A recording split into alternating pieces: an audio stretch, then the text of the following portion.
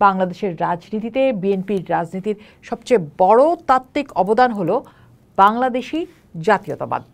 যে বাঙালি জাতীয়তাবাদ আইডিয়া নিয়ে মুক্তিযুদ্ধ হয়েছিল, সেই স্লোগান স্বাধীনতা পরবর্তী যেন আর গোটা জাতির সকল ধর্ম, বর্ণ, জনগোষ্ঠীকে ইনক্লুসিভলি ধারণ করতে পারছিল না।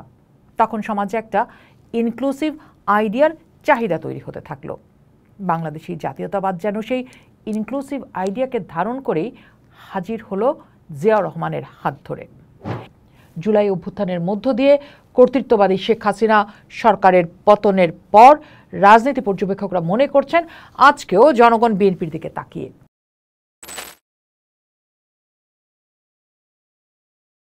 সময়টা ছিল 70 দশকের শেষ ভাগ। সদ্য স্বাধীন বাংলাদেশ, যুদ্ধোত্তর রাজনৈতিক অস্থিরতা, একদলীয় বাকশাল কায়েম ও রাষ্ট্রপতি শেখ মুজিব প্রায় সপরিবারে হত্যার শিকার। সামরিক বেসামরিক এক জটিল বিশৃঙ্খল সময়। রাজনীতির মাঝে নেই দলগুলোর প্রতি আস্থা। এমন এক কঠিন সময়ে রাজনীতির ময়দানে আবির্ভূত হলেন মেজর জেনারেল জিয়াউর রহমান। স্বাধীনতা যুদ্ধের যার বেতার ভাষণ তখনও কানে লেগেছিল মানুষের। আমি মেজর জিয়া বলছি। এই বীর মুক্তিযোদ্ধা, সেক্টর কমান্ডার এবং পরবর্তী সময়ে বাংলাদেশের সেনাপ্রধান মেজর জেনারেল জিয়াউর রহমানের হাত ধরেই জন্ম নেয় আজকের বাংলাদেশের বৃহৎ রাজনৈতিক দল বিএনপি। 1978 সালের 1 সেপ্টেম্বর জন্ম নেয়া এই দলটি সেই সময়ে বিভক্ত জাতিকে ঐক্যবদ্ধ করার, সার্বভৌমত্বকে সুরক্ষিত করার এবং অর্থনৈতিক অগ্রসমানতার কর্মসূচি নিয়ে হাজির হয়। বাংলাদেশের রাজনীতিতে বিএনপির রাজনীতির সবচেয়ে বড় তাত্ত্বিক অবদান হলো বাংলাদেশি জাতীয়তাবাদ।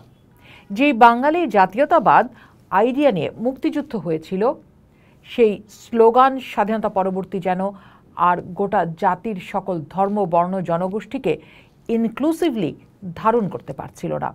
তখন সমাজে একটা ইনক্লুসিভ আইডিয়ার চাহিদা তৈরি হতে থাকলো। বাংলাদেশি জাতীয়তাবাদ যেন সেই ইনক্লুসিভ আইডিয়াকে ধারণ করেই হাজির হলো জিয়াউর রহমানের হাত ধরে।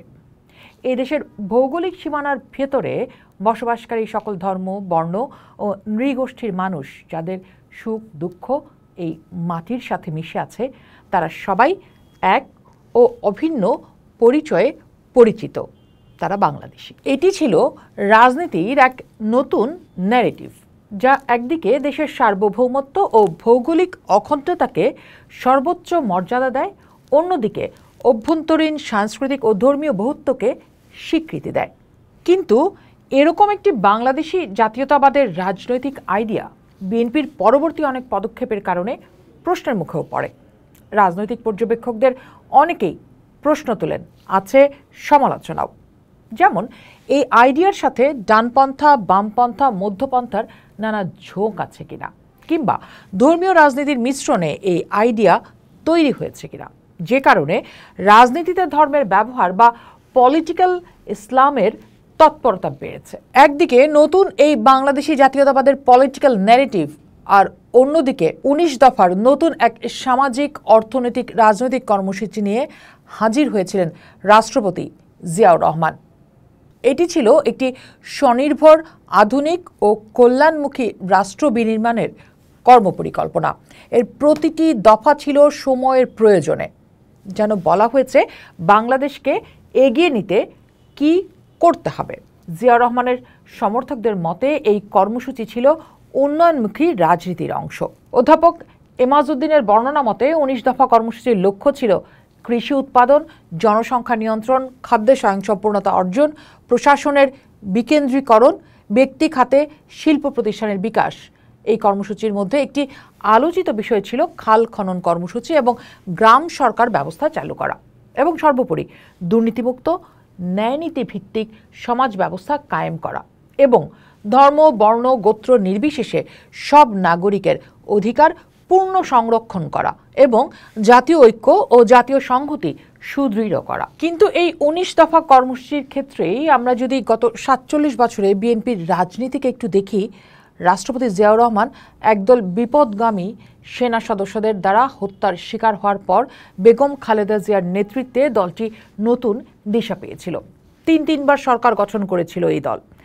এই সময়কালে 19 দফার শেষ 2 দফা বিএনপির জন্য চ্যালেঞ্জ হয়ে উঠেছিল। বিশেষ করে 18তম দফায় বলা হয়েছিল ঘোষিত দুর্নীতিমুক্ত ন্যায়ভিত্তিক সমাজের কথা। এটি বিএনপি ক্ষমতায় থাকাকালে কতটা বাস্তবায়ন করতে পেরেছে, তার দল ন্যায়ভিত্তিক সমাজ তৈরিতে কতটা রাজনৈতিক ভূমিকা নিতে পেরেছে। সেই সময় দেশ পরিচালনা করতে গিয়ে দুর্নীতি সন্ত্রাসের অভিযোগ উঠেছে দলটির বিরুদ্ধে। জুলাই অভ্যুত্থানের মধ্য দিয়ে কর্তৃত্ববাদী শেখ হাসিনা সরকারের পতনের পর রাজনীতি পর্যবেক্ষকরা মনে করছেন আজকেও জনগণ বিএনপির দিকে তাকিয়ে। যখন সমাজে দুর্নীতি এবং ন্যায় প্রশ্নটি আরও তীব্র হয়ে উঠেছে, তখন বিএনপি এই দফাটি কতটা শক্তিশালীভাবে কার্যকর করতে পারবে।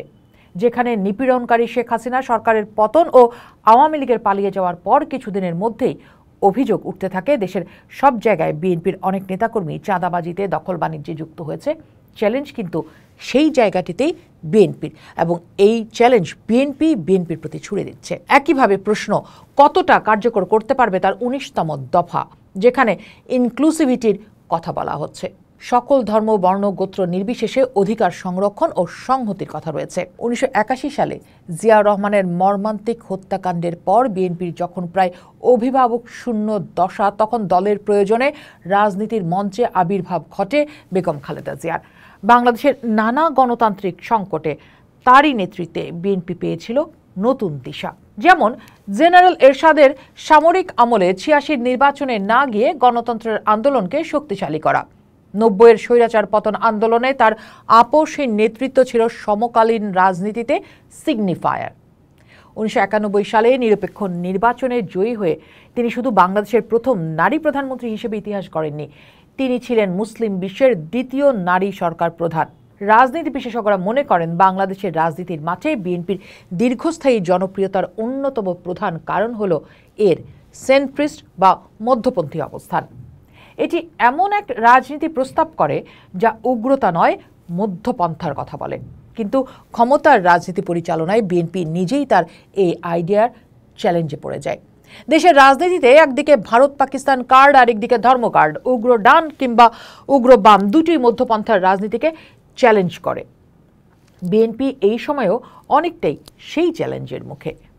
এই মধ্যপন্থী অবস্থানের কারণে বিএনপি অনেক সময় বিগ টেন্ট বা বড় তাঁবু হয়ে উঠতে পারে, যার ছায়াতলে জাতীয়তাবাদী, ইসলামপন্থী, উদারপন্থী, ব্যবসায়ী, কৃষক, তরুণ সহ সমাজের বিভিন্ন শ্রেণীর মানুষের রাজনীতির আশ্রয় হয়। সময় বদলায় রাজনীতি ও রাষ্ট্রভাবনার ধরন। একবিংশ শতাব্দীর চ্যালেঞ্জ মোকাবেলায় বিএনপির ভারপ্রাপ্ত চেয়ারম্যান তারেক রহমান দলের জন্য একটি নতুন রূপকল্প হাজির করেছেন, যা নতুন বাংলাদেশের ধারণা বা ভিশন 2030 নামে পরিচিত, যা একটি জ্ঞানভিত্তিক, উদ্ভাবনী, সহনশীল ও গণতান্ত্রিক রাষ্ট্র হিসেবে গড়ে তোলার কথা বলছেন। তিনি রেইনবো নেশন বা রংধনু জাতির কথা বলছেন, যেখানে ধর্ম, বর্ণ, লিঙ্গ বা নৃগোষ্ঠী নির্বিশেষে সকল নাগরিকের সমান অধিকার ও মর্যাদা নিশ্চিত করবে। আজকের এই সব কিছুরই সার কথা যেন আমরা দেখেছিলাম 19 দফা কর্মসূচিতে। বাংলাদেশে দীর্ঘ কর্তৃত্ববাদী আওয়ামী সরকারের সময়ও বিএনপিকে দমন-পীড়ন আর হামলা মামলায় ভাঙার চেষ্টা হয়েছিল। দলটি টিকে ছিল। আওয়ামী সরকারের পতনের পর গোটা রাষ্ট্রযন্ত্রই এখন দাঁড়িয়ে আছে এক জটিল সময়ে, যেন গণতান্ত্রিক রূপান্তরের উদ্বেগের মুখে দাঁড়িয়ে সবাই। রূপান্তরের এই সময়ে বিএনপি যে রূপকল্প প্রস্তাব করেছে তার বাস্তবায়ন এবং গণতান্ত্রিক কাঠামো নির্মাণ পুরোটাই নির্ভর করছে দলটা কতটা ভেতরে বাইরে নেতা কর্মী মিলে নিজেদের মানবিক মর্যাদায় বিশ্বাসী এবং জবাবদিহিমূলক দল হিসেবে বারবার প্রমাণ করতে পারছে তার উপর। পোস্ট দেখুন, ভাবুন, করুন, থাকুন পোস্টের সাথে।